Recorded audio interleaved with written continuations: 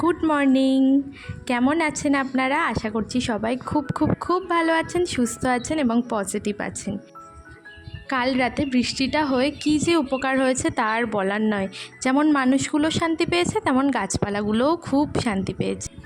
ছোটোবেলা থেকে অনেক গরমই পড়তে দেখেছি, কিন্তু এবার গরমটা যেন অতিমাত্রায় পড়েছে, তাই না? আমার সাথে কারা কারা একমত? এখন বাজে 6:51 আর আমি কিন্তু রোজ সকালে উঠে একবার ছাদে আসি, আর আজকেও এসেছি। তাই ভাবলাম এই এভারগ্রিন মুহূর্তটা তোমাদের সাথেও শেয়ার করি, তোমাদেরও খুব খুব খুব ভালো লাগবে। কাল রাত থেকেই কেমন যেন আমার একটা খিচুড়ি খিচুড়ি মন হচ্ছে, মানে খিচুড়ি খেতে ইচ্ছা করছে। সূর্যি মামাকে প্রণাম ঠুকে আমি চলে এলাম রান্নাঘরে। আর রান্নাঘর কিন্তু আমি রাত্রে একদম টিপ টপ করে গুছিয়ে রাখি, মানে ওই আমি যতটুকুনি পারি আর কি। দেখো তোমরা, রান্নাঘরের জানলা দিয়ে কিভাবে আমগুলো আমাকে লোভ দেখায়। আর কি করব বলো, লোভ করি আর রান্না করি। কৌটোগুলো কেমন ফাঁকা ফাঁকা লাগছে না? এপ্রিল শেষ হয়ে মেতে পড়েছে, যে মাসকাবাড়ি বাজার হয়ে গেছে, কিন্তু এখন আমি কৌটোতে ভরতে পারিনি। তোমাদের সাথে শেয়ার করব, কিন্তু চলো তার আগে আমার কিছু কাজ আছে। বাড়ির আর সকল সদস্যরা কিন্তু নিশ্চিন্তে ঘুম পড়ছে, কিন্তু কি করব বলো, 5:30 বাজলে কেন জানি না আমার চোখটা এমনি এমনিই খুলে যায়। তাই আর কি করব, আমি আমার কাজে লেগে পড়ি। উষ্ণ জলে 2 টুকরো লেবু আর 1 চামচ মধু দিয়ে ভালো করে মিশিয়ে আমি রোজ সকালে খাই। এতে কিন্তু আমার ওয়েট অনেকটা কমে গেছে। এখন আমি একটু নিজেকে টাইম দেব, যেমন যোগা করব, ব্যায়াম করব, তারপর সরাসরি চলে আসবো ডাস্টিংয়ের কাজে। ভালো করে ঘরবাড়িটা পরিষ্কার করে নেব। আজ ওয়েদারটা খুব সুন্দর, জানো, না গরম না ঠান্ডা। আর আমি ঘরবাড়ি ভালো করে পরিষ্কার করে নিয়ে কিন্তু এবার স্নান করতে চলে যাব। স্নান করে এসে আবার তোমাদের সাথে দেখা হবে। আমি স্নান করে ভালো করে স্কিন কেয়ার করে ফাইনালি চলে এসেছি আমার মাসকাবাড়ি মালগুলোকে গোছাতে। আজকে গোছাতেই হবে এগুলোকে, এগুলো একদিন ধরে পেন্ডিং পড়ে আছে। আর এখানে দেখো সকাল সকাল কিন্তু আমার বাজারও চলে এসছে। যা যা লাগবে মোটামুটি ও সব ঠিকঠাক করে নিয়েই চলে এসছে, আরও পরিমাণে বেশি এনেছে। ও এটাই করে, ওকে যদি আমি কিছু একটা আনতে বলেছি তো ওটা ও ধরে বেঁধে মানে বাজারটা পুরো তুলে আনার চেষ্টা করে। আজকে আমি আমার একটা অভিজ্ঞতার কথা শেয়ার করি, শোনো তোমরা। একটা টাইম এমন ছিল, আমি প্রতিটা স্টেপে ভাবতাম এটা করলে এই করলে, বা ধরো ওটা করলে ওই করলে লোকে আমায় কি বলবে।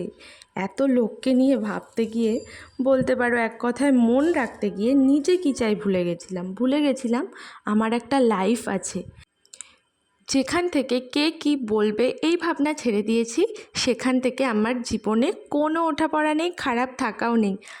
আমি বড্ড দামি। তাই দেখো না, দুধের স্বাদ ঘোলে মেটাতে কেমন ডালিয়া দিয়ে খিচুড়ি বানিয়ে ফেললাম।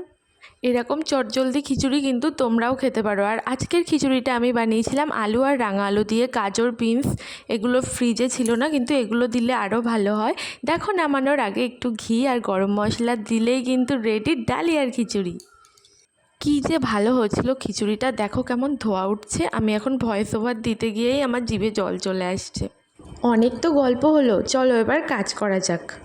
আমি আমার বেডরুমটাকে ভালোভাবে গুছিয়ে নেব। আর এই গরমে কিন্তু আমি একটা সাদা বিছনার চাদর পেতেছি। দেখো, সাদা বিছনার চাদর পাতলেই কেন জানি না কেমন একটা মানসিক শান্তি অনুভব হয়, ঘরের সৌন্দর্যটাও কিন্তু বেড়ে যায়।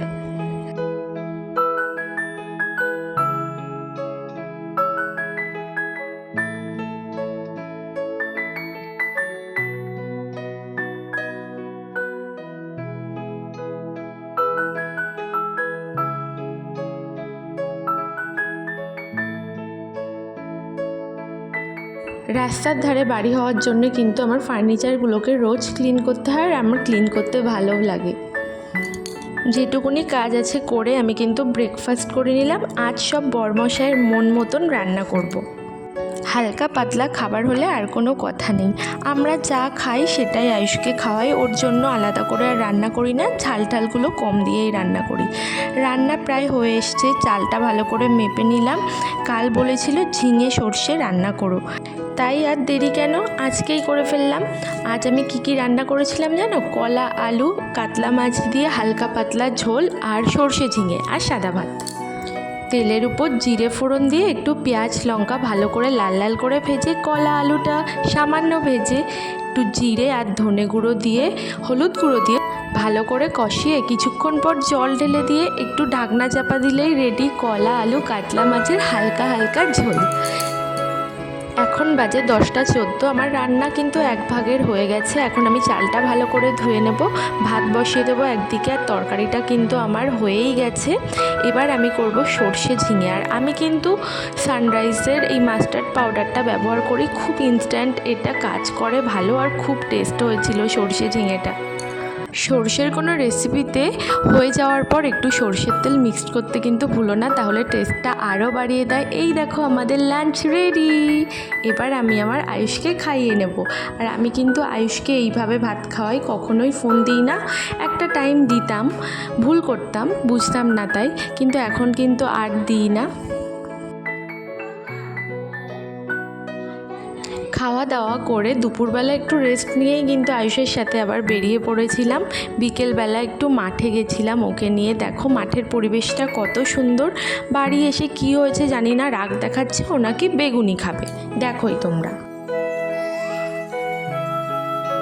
বললাম বাবা দুধ কর্নফ্লেক্সটা খেয়ে নাও, তারপর দেখছি কি করা যায়। যেমন কথা সেরকম কাজ, বেগুনি তো করতেই হবে বলো। আজকে সকাল থেকে একবার আমার ইচ্ছা পূরণ, একবার ওর বাবার পছন্দ মতন রান্না করছি, এবার তো ছেলের পছন্দ মতন কিছু করতে হবে বলো। সবাই নয় একদিনে পছন্দ মতন খাবার খেলাম। ও কতটা খুশি হয়েছে একবার দেখো। প্রতিটা বাবা মাই কিন্তু সন্তান খুশি থাকলে তারা খুশি থাকে।